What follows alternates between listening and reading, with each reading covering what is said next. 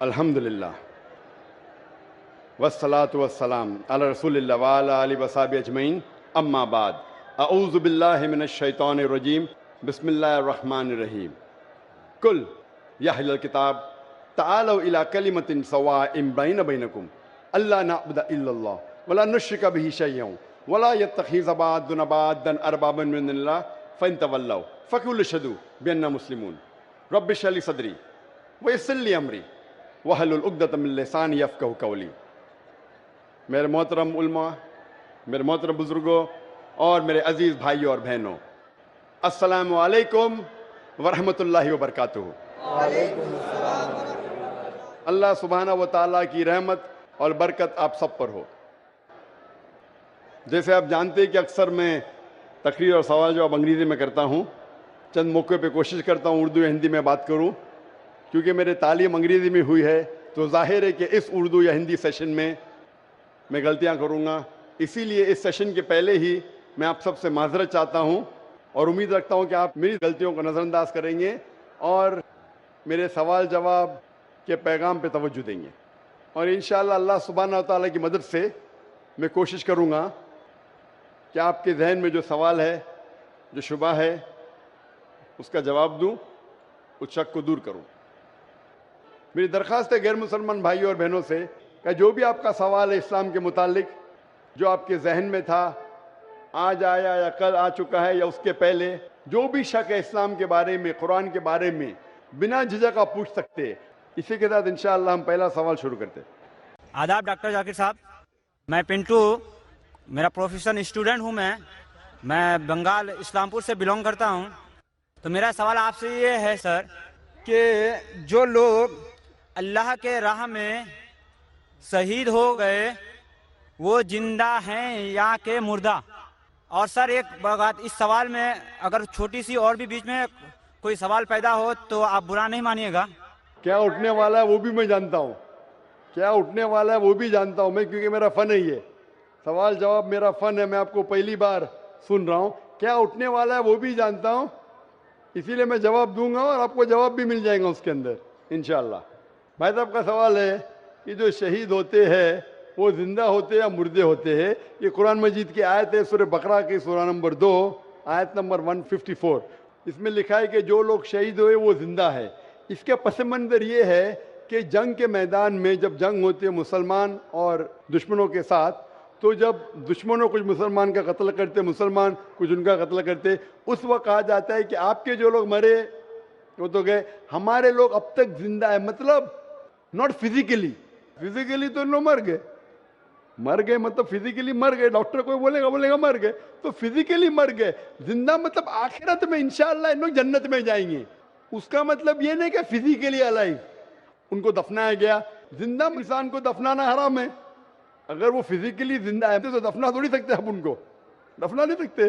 तो ये कुरान की आयत है, पस मंजर में पता चलता है जिंदा है मतलब आखिरत में उनको इनाम मिल गया, इन लोग जन्नत में जाएंगे, आप लोग दोज़ख में जाएंगे। उसका ये मानिए। अभी सवाल का जवाब पूछ सकते हैं आप। कौन सा सवाल पूछने का? सर सवाल का जवाब मेरा ये नहीं था जो आप दे रहे हैं सर। नहीं, आपका दूसरा सवाल क्या है?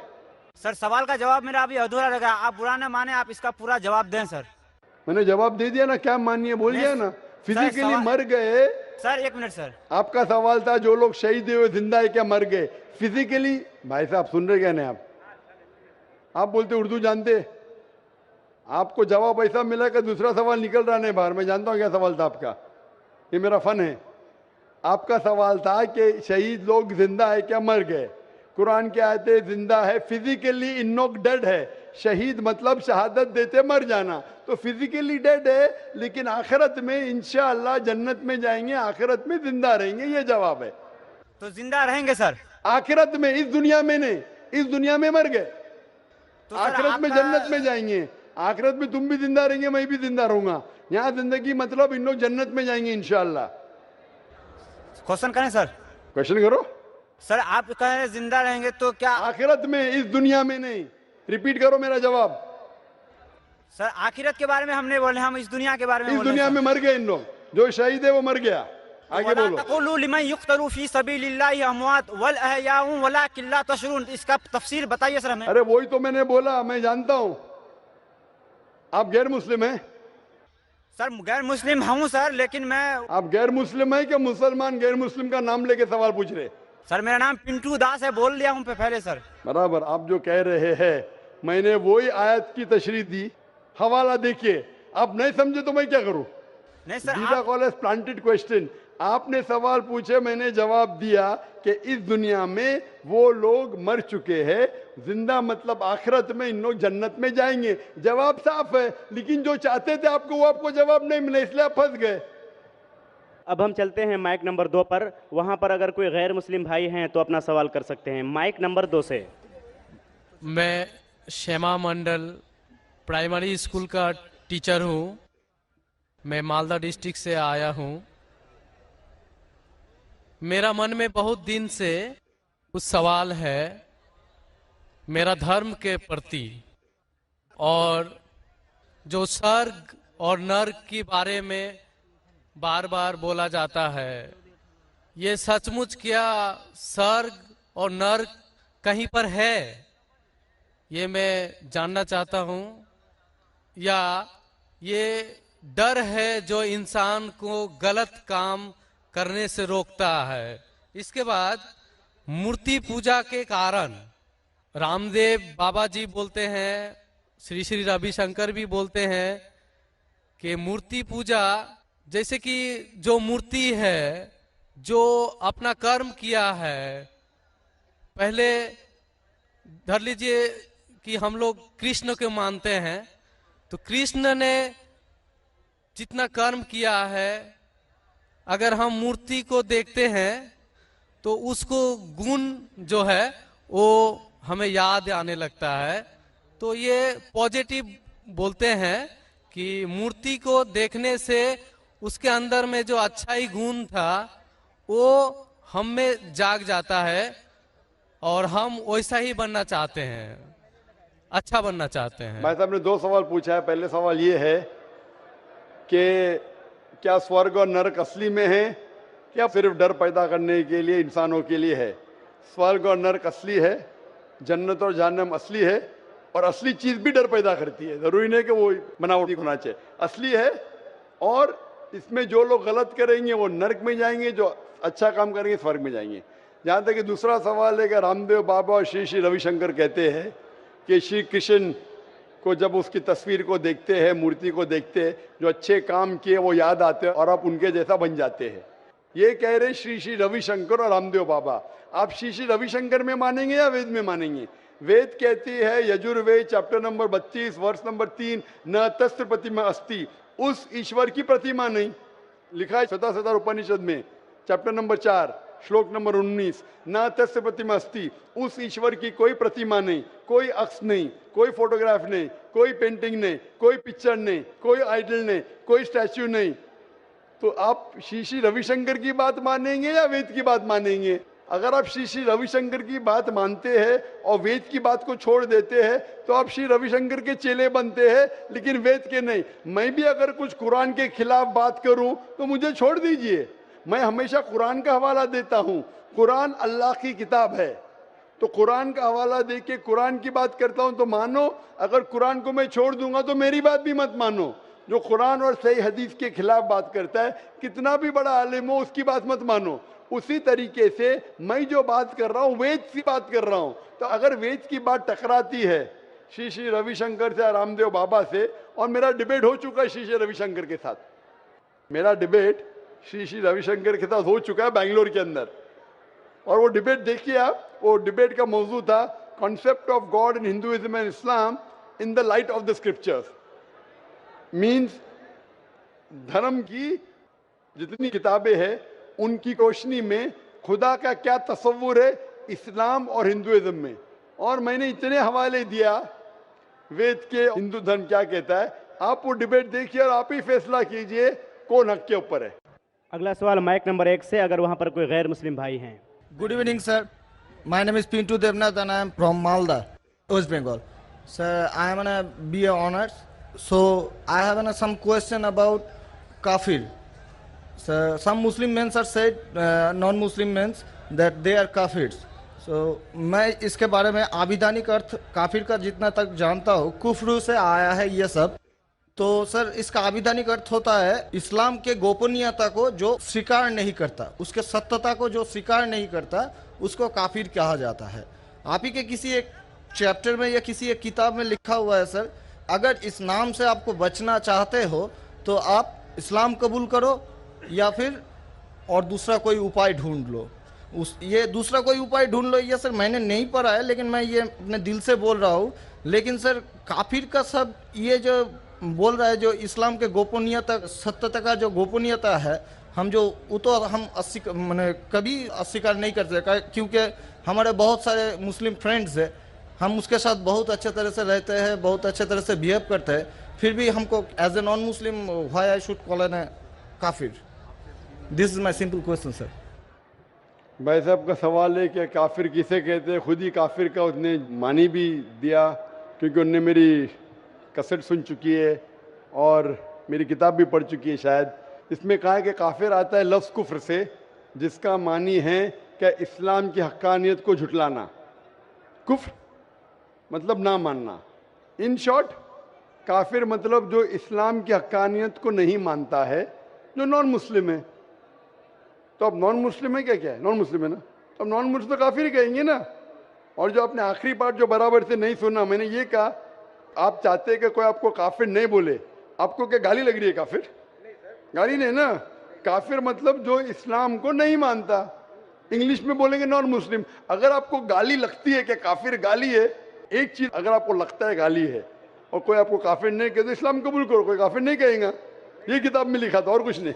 हम तो कभी सर इस्लाम के गोपनीयता को या सत्यता को कभी अस्वीकार नहीं किया है ना, हम तो कभी भी नहीं बोले ऐसा, तो हमको क्यों काफिर बोला जाए? आप मानते खुदा एक है?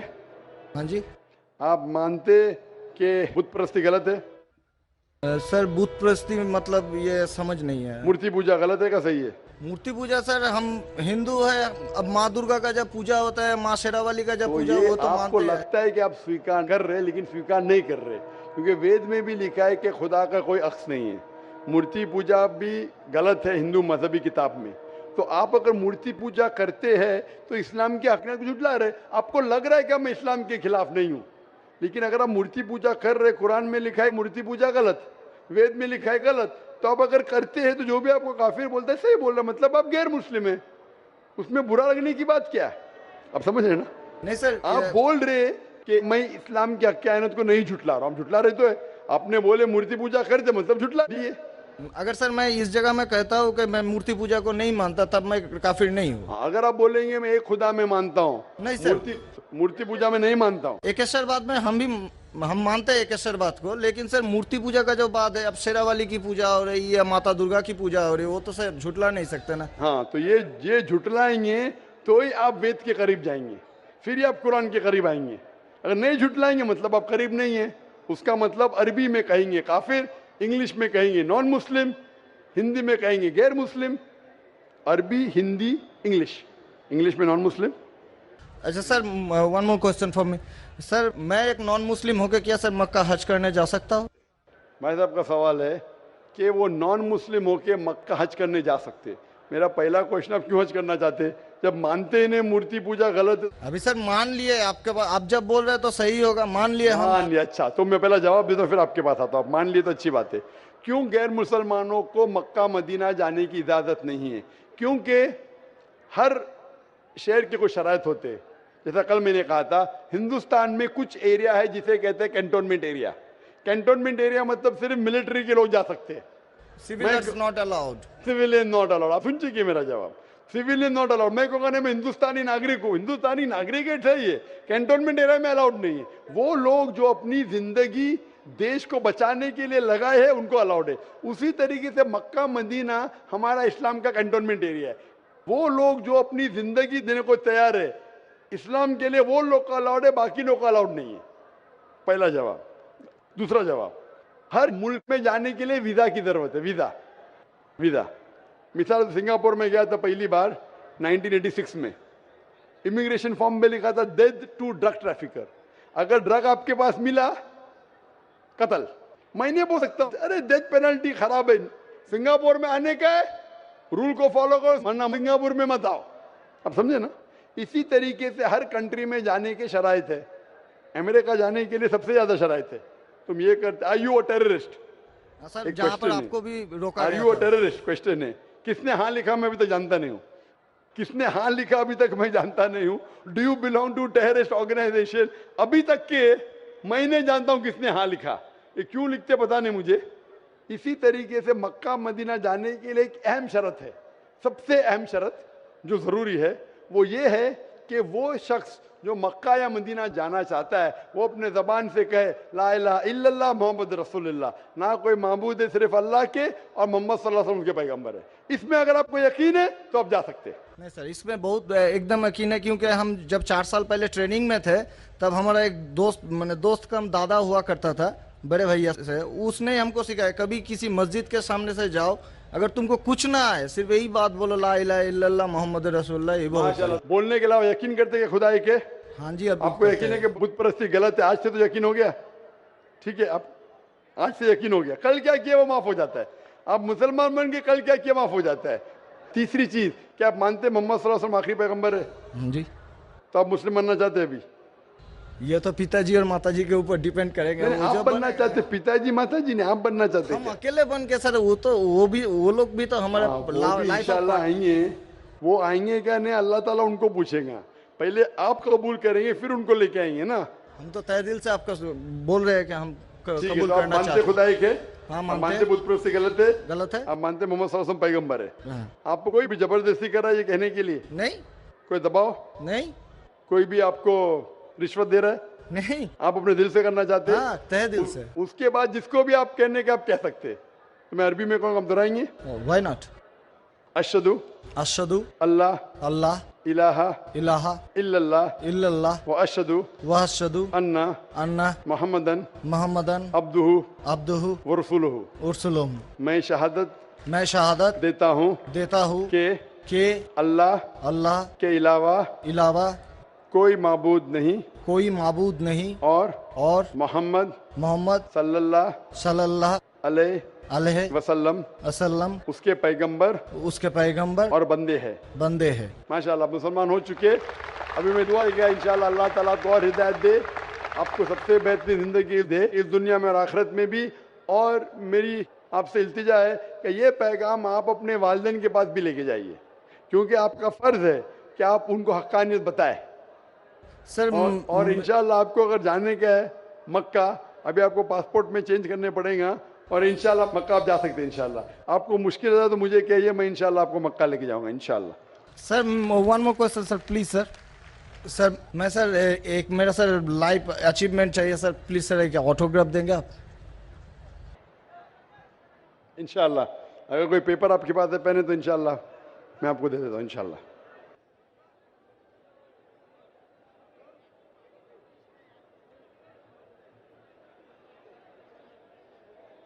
माशाअल्लाह, लोग जुर्रत और हिम्मत से काम ले रहे हैं हक़ को जानने के लिए, हक़ को मानने के लिए।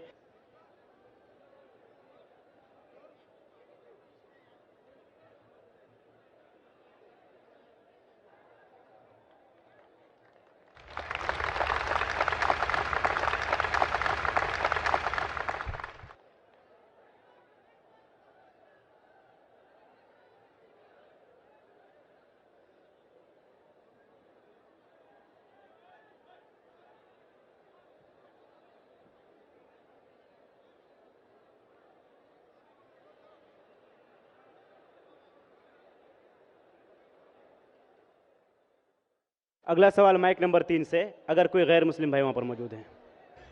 अस्सलाम वालेकुम। तोपुपाल मेघालय का हूँ सर। आपको बहुत बहुत शुक्रिया, क्योंकि आपने इस बोरी महफिल में आप हम नॉन मुस्लिम को पहले मौका देते हो। तो मेरा सवाल है, हर मुसलमान के लिए आखिरी रसूल हजरत मोहम्मद है, तो जिन जाति का आखिरी नबी रसूल कौन है?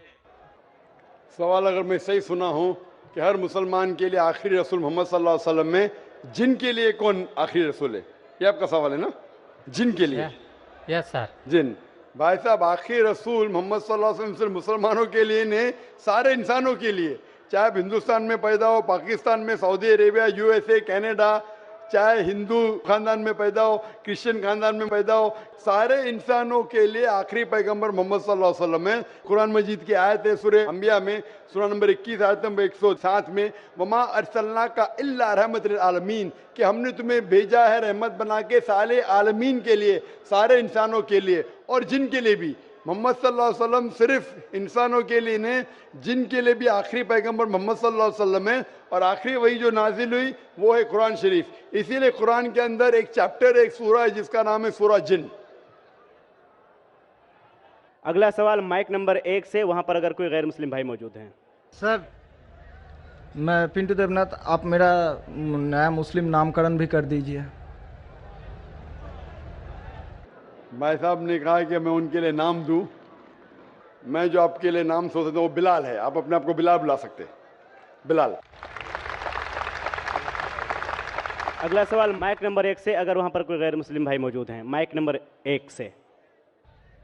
सबसे पहले तो मैं नाइक साहब को धन्यवाद देता हूं कि इस खुला अधिवेशन में तमाम लोगों की आप जवाब दे रहे हैं और अधिकतर गैर मुस्लिमों को लोगों को जवाब दे रहे हैं और संतुष्ट कर रहे हैं। मेरा जवाब यह है, मैं त्रिलोकचंद जैन, नगर परिषद उपाध्यक्ष किशनगंज। मैं जैन धर्म में, जैन परिवार में जन्म हुआ हूं और अधिकतर जो घर में जन्म लेते हैं उसी धर्म का पालन करते हैं। लेकिन मैं इंसानियत धर्म मानता हूं और तमाम धर्म की किताबों को पढ़ता हूं और तमाम लिखी हुई अच्छी बातों को मैं ज्ञान करता हूं। लेकिन एक बात आज जानना चाहता हूं कि आप यहाँ केवल, जैसा मुझे सुनने में और देखने में अभी पड़ रहा है, कि आप जो बात कह रहे हैं केवल इस्लाम धर्म की आखिरी बात, इस्लाम धर्म की सारी बातों को आप कबूल करवा रहे हैं और इस्लाम धर्म को सर्वोपरि मान रहे हैं। मैं भी मानूंगा अगर आप मेरी बात को, अभी ईसाई धर्म भी है, बौद्ध धर्म भी है, जैन धर्म भी है और सिख धर्म भी है, हिंदू धर्म भी है। और धर्म क्या है? धर्म तो मैं मानता हूं पानी का धर्म ठंडा है, सूर्य रोशनी देता है उसका धर्म है, चांद रोशनी देता है वो धर्म है, हवा का बहना वो धर्म है। ये संप्रदाय है या क्या है, या किसको मानना चाहिए, या जो लोग जहां मान रहे हैं वो अच्छी बात है, या हम नहीं मान रहे हैं तो उसमें हमारा क्या नुकसान है? इसको जरा तमाम बातों को मेरा स्पष्टीकरण चाहिए कि किस धर्म को मानने से और किस बात को मानने से मनुष्य का कल्याण हो सकता है। भाई साहब ने बहुत अच्छा सवाल पूछा है और बहुत अहम सवाल पूछा है। वो कहते हैं कि वो इंसानियत धर्म में मानते हैं, सारी मजहब की किताब को पढ़ते हैं, लेकिन यहाँ देख रहे हैं कि जाकिर बाकी लोग का हवाला देखे, लेकिन इस्लाम कहते हैं कि इस्लाम फाइनल है, इस्लाम मेन है। ये आपने जैसा कहा, इस्लाम मेन है। भाई साहब ये मैं नहीं कह रहा हूँ, ये वेद में लिखा है।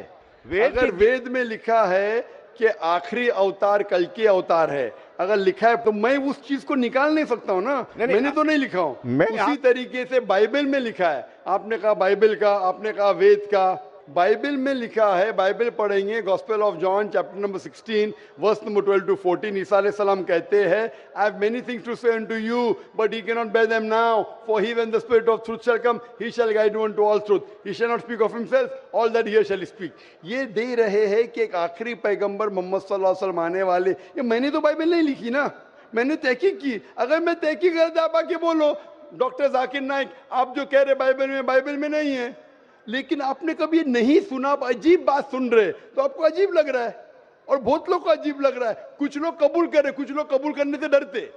फर्क ये है। नहीं सुनिए बात, तो ये आप बोलना चाहिए जाकिर भाई बाइबल में gospel of John chapter 12 verse 14 है ही नहीं। अब लेके आओ बाइबल पढ़ो मेरी बात, ये कल की पुराना है ही क्या नहीं? आपकी किताब में लिखा है तो मैं छुपा तो नहीं सकता हूं ना। मैं क्या कहता हूं कि सारी धार्मिक किताब को लो और यकसा है वो फॉलो करो, जो यकसा नहीं उसको छोड़ दो ना।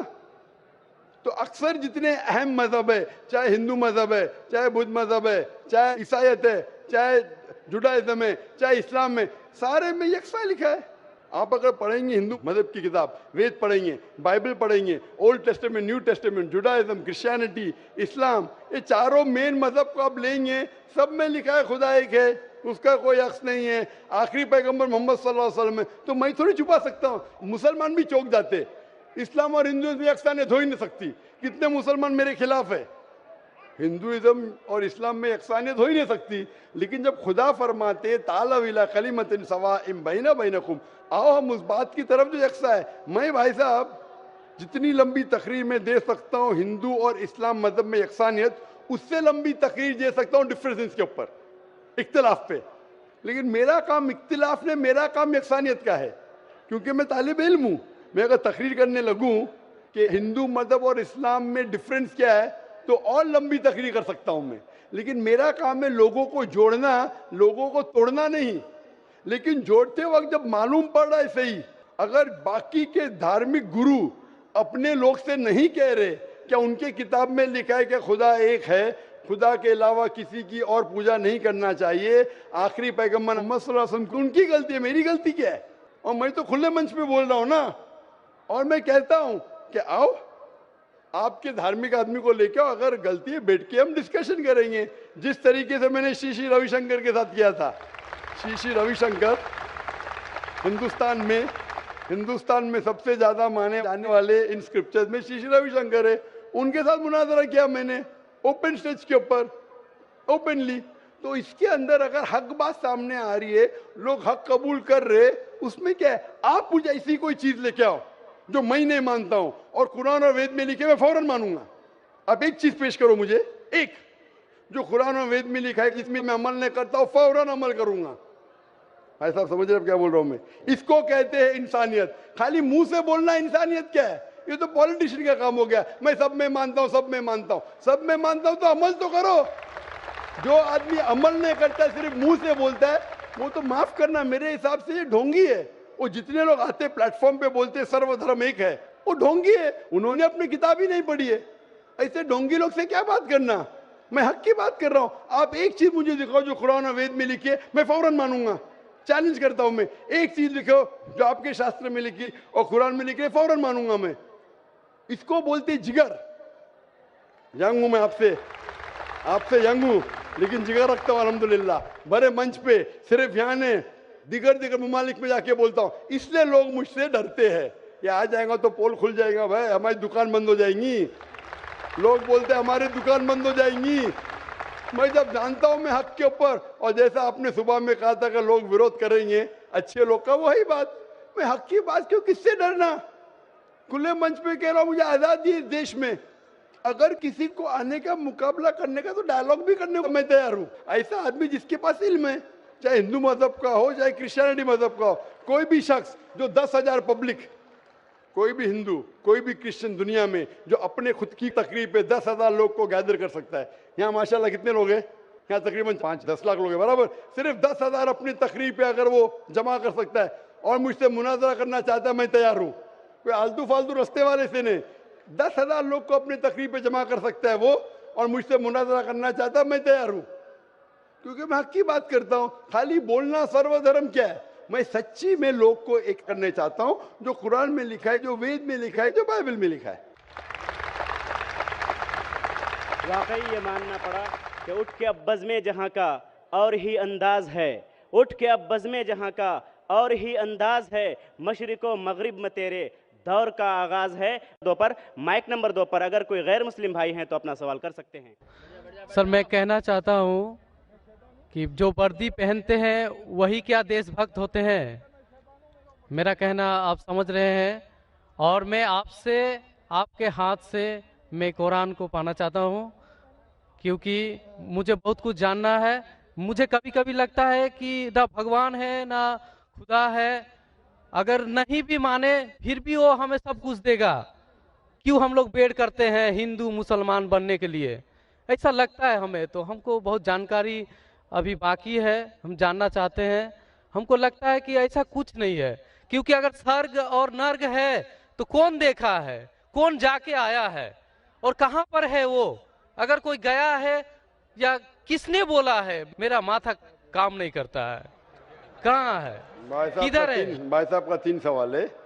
पहला सवाल है, भाई साहब ने कहा है कि वर्दी पहनने से क्या वो देशभक्त बन जाता है, ये आपका सवाल था।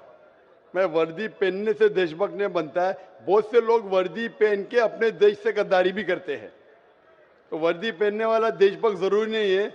जो अपनी देश की रक्षा करता है और देश के लिए काम करता है वो सही इंसान है। वर्दी जरूरी नहीं, वर्दी है या नहीं है वो कुछ अहम क्राइटेरिया नहीं। दूसरा सवाल आप चाहते कुरान मजीद मुझसे ले पा सकते हैं। तीसरा कि मैं कभी सोचता हूं कि खुदा है क्या नहीं है, क्यों लोग आपस में झगड़ते, स्वर्ग है क्या नहीं है, किसने देखा स्वर्ग है क्या नहीं है, तो क्या करना क्या जानना। भाई साहब आपने कभी किसी को 10 माले से खुद ही मारते देखा? भाई साहब नहीं देखा तो 10 माले से खुद ही मारेंगे? मारो खुद ही ना, क्यों नहीं मारेंगे? क्यों नहीं मारेंगे? क्योंकि मर जाएंगे। मर जाएंगे। नहीं देखा फिर भी यकीन है। आपने किसी को मरते हुए देखा 10 माले से खुद ही मारते हुए? नहीं सर। सुना सिर्फ ना? सुना। यकीन क्या है ना अपनी बुद्धि पे। तो यही चीज, सब चीज देखना जरूरी नहीं। मैं स्वर्ग को देखूंगा तो ही मानूंगा। क्या आपको अमेरिका जाना जरूरी है मानने के लिए अमेरिका है क्या? नहीं। आज टेक्नोलॉजी बढ़ चुकी है भाई साहब। आप 10 माले से खुद ही मार के एक आदमी को मरते देखेंगे फिर ही बोलेंगे अच्छा 10 माले से खुद ही मारेगा तो इंसान मर जाएगा। ये जरूरी नहीं देखना। अपने बुद्धि से आपको इम्तिहान लेने पड़ेगा, क्या बात सच है क्या बात गलत है। तो आप जब पढ़ते हैं, जो शास्त्र पढ़ते हैं जो आपकी बुद्धि को नहीं संतुष्ट करता है आप उसमें नहीं मानते, तो ऐसे शास्त्र पढ़ो जो आपकी बुद्धि को मनवाएगा। और मिसाल के तौर के ऊपर कुरान मजीद, आज अगर आप साइंस और टेक्नोलॉजी के हवाले से कुरान मजीद चेक करते, कुरान मजीद में एक भी आयत नहीं जो साइंस के खिलाफ है। आज आप 80% चीज मिसाल के तौर पे साइंस के जरिए कुरान मजीद की साबित कर सकते। 20% एम्बिग्युअस है, नीदर सच नीदर गलत। मिसाल के तौर पे साइंस ने ये साबित नहीं की क्या स्वर्ग है या नरक है, बराबर। साइंस ने ये भी नहीं साबित की कि दूसरी जिंदगी है, पुनर्जन्म, लाइफ आफ्टर डेथ। लेकिन अगर 80% 100% सही है, 20% डाउटफुल है, नीदर राइट नीदर रॉन्ग, मेरी लॉजिक कहती है कि इंशाअल्लाह ये 20% भी सही रहेंगी। ये अंधविश्वास नहीं है, ये लॉजिकल विश्वास है।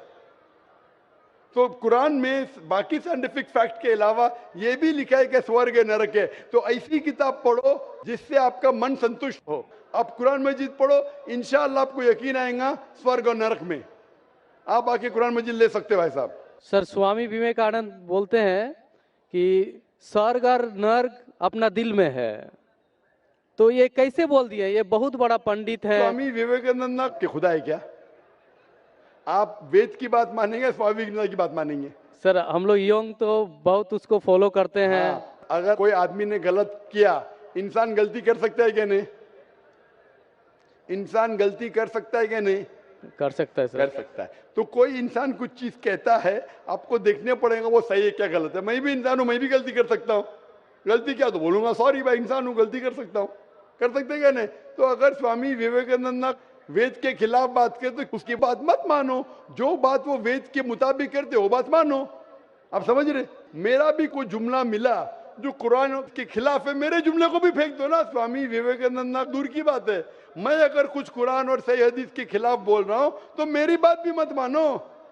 मेरा 2 स्टैंडर्ड नहीं, मेरा डबल स्टैंडर्ड है, 1 स्टैंडर्ड है। जो खुदा ने बोला, खुदा की किताब को मानो, उसके ऊपर अमल करो। लोग अक्सर आपको खुदा की किताब से दूर लेके जाते। मैं यहां आया हूं लोग को खुदा की किताब के नजदीक लेके आने के लिए। अगला सवाल माइक नंबर 3 से, अगर वहां पर कोई गैर मुस्लिम भाई मौजूद हैं। माइक नंबर 3 से। मेरा नाम राहुल गुप्ता है। मेरा सवाल, कुरान के दूसरे नंबर सूरा बकरा में कहा गया है ये वही किताब है जिसमें कोई गलत नहीं है। मेरा प्रश्न है यही किताब जो कौन कौन गलत नहीं है?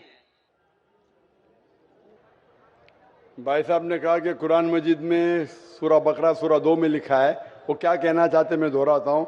वो सूरा बकरा सूरा नंबर 2 आयत नंबर 1-2 का हवाला दे रहे, अलिफ लाम मीम ज़ालिकल किताब ला रैब फीह हुदल लिल मुत्तकीन। मतलब ये किताब वो है जो हिदायत बिना डाउट, बिना शक है वो लोगों के लिए जो तकवे वाले हैं।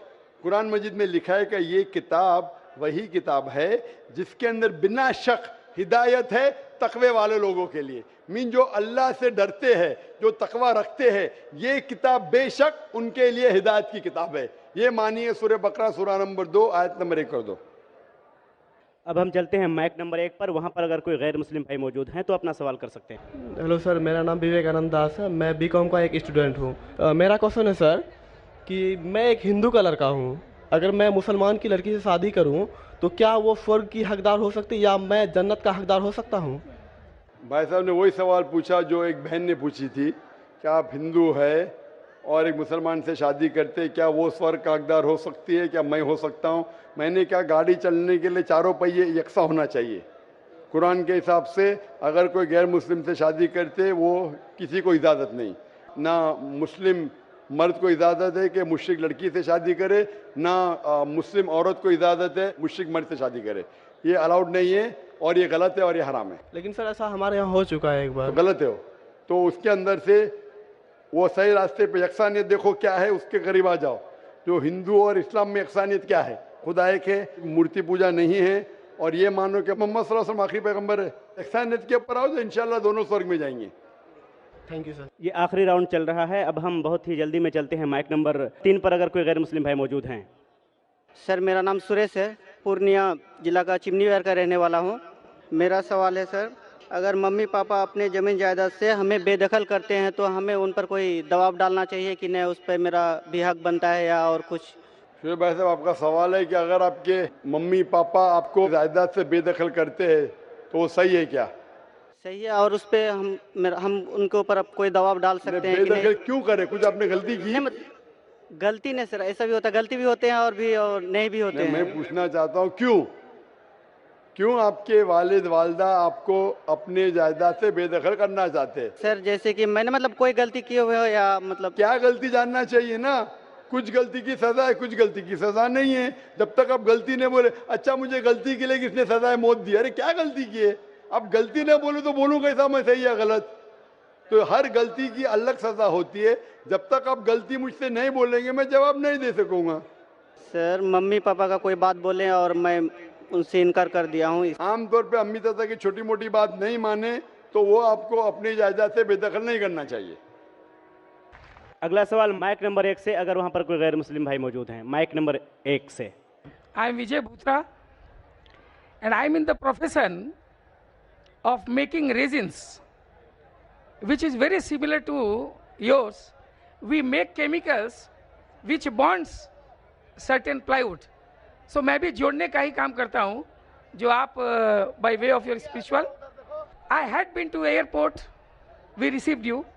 I had been here yesterday. I was today again in your conference, and I am here right from beginning. During the entire session, what conclusion I have arrived from your lectures about 3 things. You have told Murti Puja is not acceptable. That is what I gathered from your. It is not acceptable even in the Vedas. You have quoted certain rituals, certain this one. तो मैंने वहाँ की कुछ श्लोकें आपने पढ़ी. Let me tell you, I am not aware of the Vedas and Upanishads. I am aware of little bit of Bhagavad Gita, which we take it priority even if much more weightage than the Vedas and Upanishads. Then you have told yesterday that other than Quran, please excuse me, I am not underestimating Holy Quran. Not at all, my intention is not at all there. But you have told Keval Quran He, you have added the word yesterday, He is the law of today which can rectify the people today. You have undermined the entire others, not even Bible, even Gita, everything.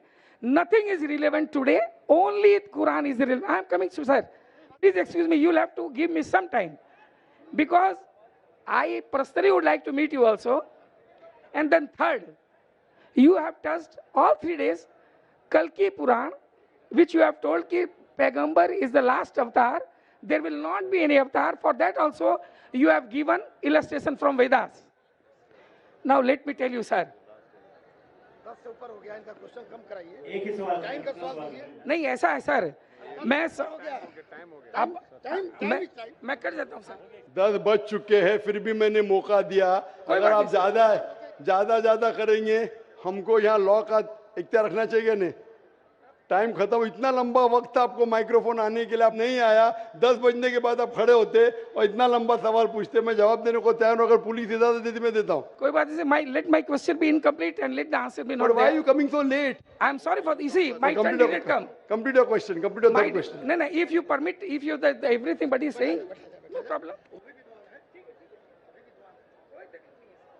बहुत बहुत शुक्रिया। अब हम doctor साहब की खिदमत में ये शेर पढ़कर इस मजलिस के सवाल जवाब का सिलसिला ख़त्म करते हैं कि निगह बुलंद सुखन दिल नवाज जहाँ पुरसोज, यही है रख्त सफ़र मीरे कारवां के लिए। लेकिन इस मजलिस कल इंशाअल्लाह भाई साहब पहला सवाल जवाब दूंगा आपको। कल first question you ask. Yes. First question इंशाअल्लाह। Thank you. I want to reply to you in public. Thank you. In public, not privately. I am also going to put the questions in public, sir. इंशाअल्लाह। I also put my question, entire question, tomorrow in public, sir. Thank you. Thank you. आप लोग शांति का माहौल बना रखें। अगर आप लोग डॉक्टर जाकिर नायक साहब से मोहब्बत करते हैं तो मोहब्बत का मतलब होता है उनका एहतराम करना और उनको तकलीफ न पहुंचाना। कोई ऐसी हरकत न करें आप लोग जज्बात में आकर के, मोहब्बत में आकर के कि जनाब डॉक्टर जाकिर नायक साहब को तकलीफ पहुंचे।